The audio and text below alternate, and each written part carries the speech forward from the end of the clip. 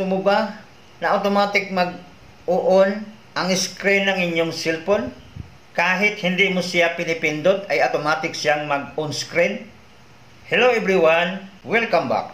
Magandang umaga, tanghali at gabi sa inyong lahat na nanood sa aking video. Kumusta naman kayong lahat dyan? Kung ako, I'm fine and doing well. For this video, ay may share akong topic all about Oppo model color settings. At ito yung Oppo Rest to Wake screen on tutorial.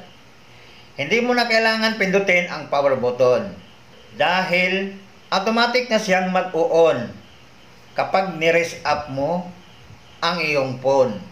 Tulad ng ganito. Ipakita ko sa inyo, naka-off ang screen. Pag i-rest up ko siya, ay automatic siyang mag-on. Tulad ng ganyan. Automatic na, pag ni-rest up ko, ay nag-on ang screen. Yan ang ituturo ko sa inyo kung paano ko yan nagawa. Kaya kung gusto nyong malaman, ay panoorin mo lang ang video hanggang dulo para malaman mo ang tamang gagawin. So una natin gawin ay puntahan natin ang settings ng ating cellphone. Tap natin ang settings.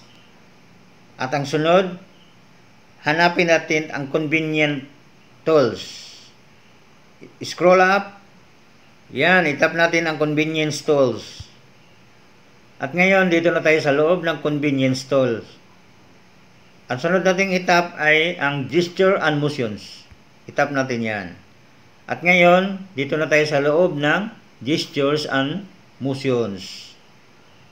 At ang kailangan na natin gawin ay i-turn on ang rest to wake. So makikita nyo, automatic na siyang naka-turn on. Pag sa inyo, tulad ng ganyan, naka-off, ay kailangan yung i-turn on. Para pag i-rest up nyo ang inyong phone, ay automatic siyang mag-on screen. Simple tips! Para maiwasan, masira ang power button ng inyong cellphone, i-turn off nyo lang ang left to wake or rest to wake ng inyong cellphone. Kung nakatulong, share mo naman. At the same time, don't forget to like, share, and subscribe to Dabjar Vlogs. For more tech solution tips, see you next upload. God bless!